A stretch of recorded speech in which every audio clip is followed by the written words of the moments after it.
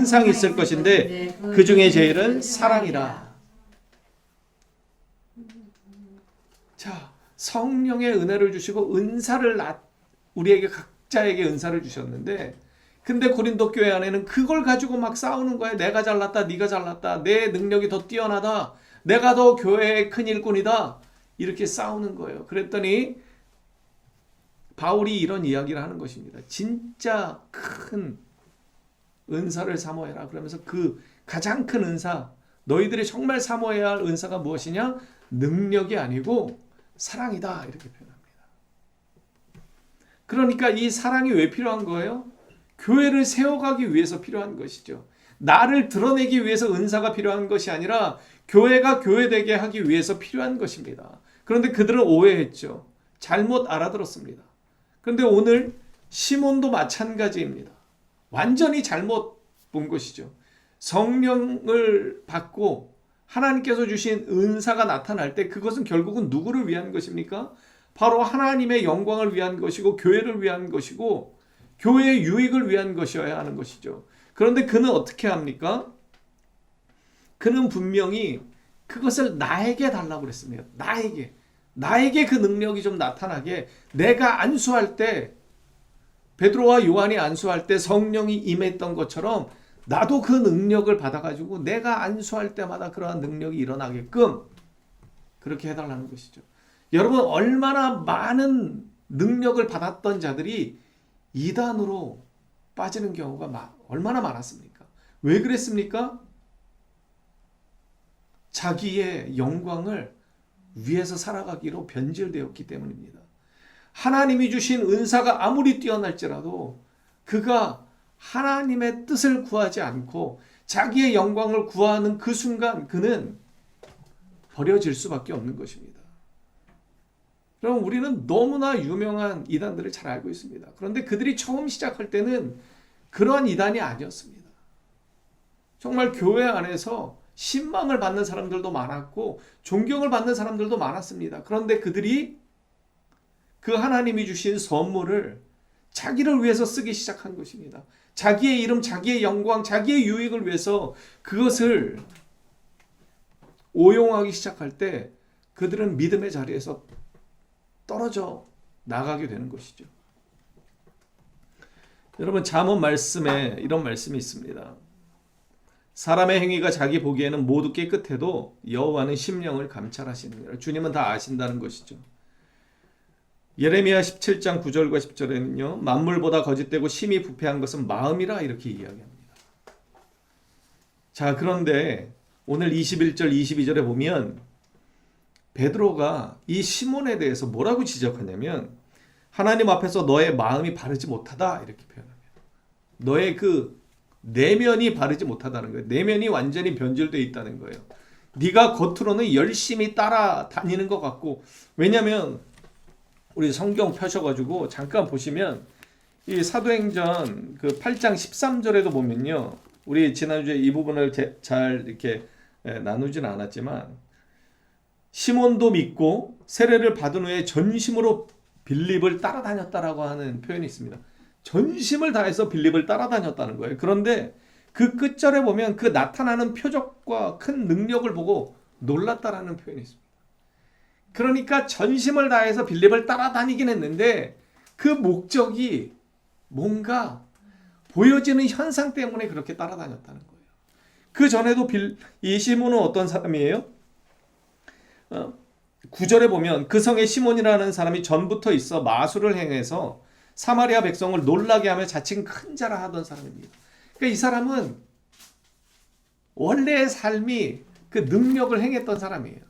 그리고 진짜 능력을 행하는 하나님의 사람들이 와서 그 능력을 행하니까 거기에 완전히 압도당한 것이죠. 그래서 그들을 따라다니긴 하는데, 전심으로 다해서 따라다니긴 하는데 무엇을 위해서 따라다니는 거예요? 하나님의 영광을 구하는 게 아니라 그 능력을 나의 것으로 좀 갖고 오기 위해서 따라다니는 거예요. 자기의 욕심을 채우기 위해서 따라다니는 거죠. 그러니까 베드로가 이렇게 이야기하는 것입니다. 하나님 앞에서 너의 마음이 바르지 못하니 이 도에는 네가 관계도 없고, 십자가를 이야기하는 것입니다. 십자가의 도화는 네가 관계도 없고 분깃될 것도 없느니라. 여러분 이것은 구약의 표현인데요. 관계도 없고 분깃될 것도 없다. 그러니까 유산을 받을 만한 것이 없다. 그건 무슨 말이에요? 자식이 아니라는 거예요. 기업을 유업으로 받는 것은 누가 받는 것입니까? 아버지의 기업을 유산으로 누가 받아요? 자식이 받습니다. 아들이 받습니다.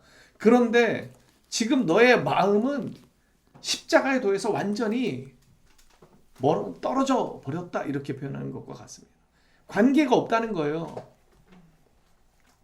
그러면서 이렇게 권면하죠. 그러므로 너의 이 악함을 회개하고 주께 기도하라. 혹 마음에 품은 것을 사하여 주시리라. 회개하라고 권면합니다. 그런데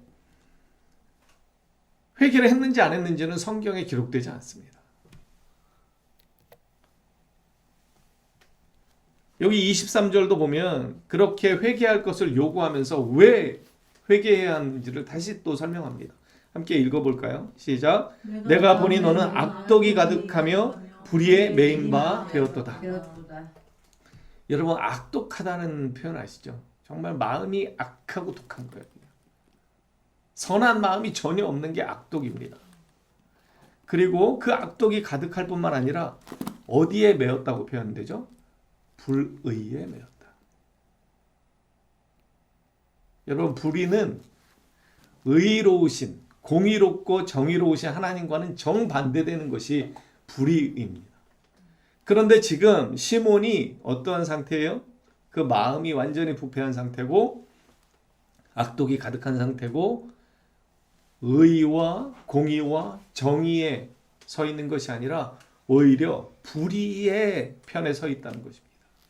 이것이 그의 영적인 상태입니다. 겉으로 보일 때는 전심을 다해 빌립을 따라다녔지만 그의 내면은 십자가의 도와는 완전히 관계가 없는 그런 상태였던 것이죠. 그렇기 때문에 그는 모이는 곳에 있었지만 그리고 안수를 받고 세례를 받는 곳에 있었지만 전혀 다른 목적을 가지고 함께 있었던 것입니다. 안타까운 일이죠. 아모스 5장 24절에서 주님은 우리에게 뭐라고 말씀하셨냐면 오직 정의를 물같이 공의를 마르지 않는 강같이 흐르게 하라 이렇게 표현했습니다. 이것은 무엇입니까? 하나님의 뜻을 행하라고 하는 것이죠. 그런데 지금 시몬은 악독이 가득한 상태고 불의의 메인 바가 되었어. 그러면서도 하나님의 이 선물을 자기가 가진 그 재물로 살 수 있다라고 착각하고 그걸 받은 다음에는 어떻게 하겠다는 거죠? 안 봐도 뻔한 것이죠. 나를 드러내기에 바빴을 것입니다.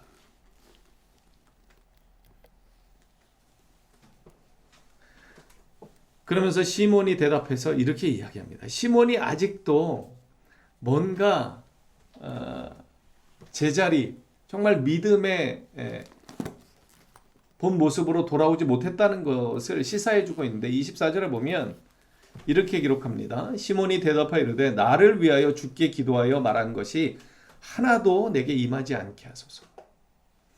여러분 베드로가 뭐라고 그랬습니까? 악독이 가득하고 네 마음이 불의에 매인 바 되었으니까 회개하라고 그랬습니다. 그 마음에 품은 것을 회개하라고 그랬어요.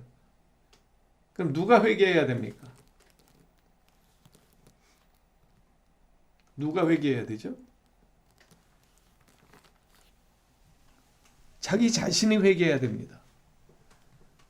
그럼 내가 잘못했는데 그럼 내가 잘못했으면 내가 사과를 해야죠. 그것이 기본입니다. 그런데 지금 시몬은 어떻게 해요? 나를 위하여 주께 기도해서 말한 것이 하나도 내게 임하지 않게 하소서. 그 기도를 미루고 있습니다. 여러분 저는 타 종교를 얘기해서 죄송하지만 캐톨릭을 믿는 분 중에 예배를 드리지 않는 분들을 참 많이 봤습니다. 1년에 몇 번 교회 그 성당을 나가지 않아요. 그런데 그분들이 늘 자랑스럽게 저한테 얘기하는 게 있었어요. 제가 복음을 전하다 보면 저는 세례명이 있다는 거죠. 세례명이 있고 그 대모님이 계셔서 자기를 위해서 늘 기도해 준다는 거예요. 그걸로 자기의 그 위안을 삼더라고요.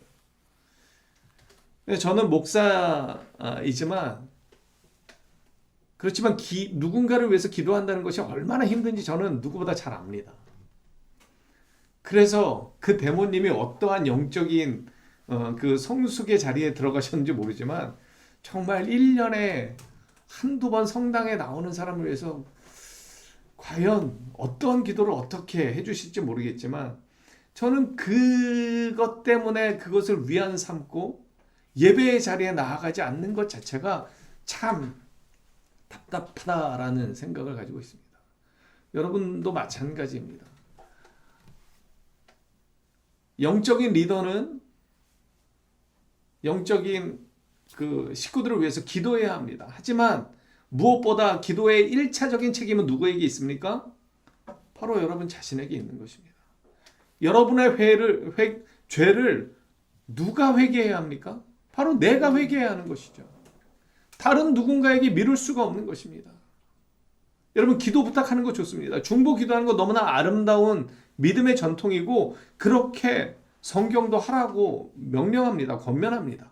그런데 여기서 우리가 간과하지 말아야 하는 것은 골방에 기도하라고 할 때, 골방에 들어가 기도하라고 할 때 네 스스로 기도하라고 분명히 말씀하십니다. 누군가에게 기도 부탁했다고 그것이 끝나는 것이 아니라 내가 채워야 할 기도에 분량이 있는 것입니다. 내가 하나님과 만나야 하는 그 시간이 우리에게는 필요합니다. 이 자리에서 예배를 드리는 것으로 끝나지 않습니다. 주님과 1대1의 관계가 우리에게는 필요합니다. 말씀을 만나는 1대1의 이 관계가 우리에게는 필요합니다. 이것이 되지 않으니까 예배 시간이 힘든 거예요. 말씀을 받아먹지 못하는 거예요.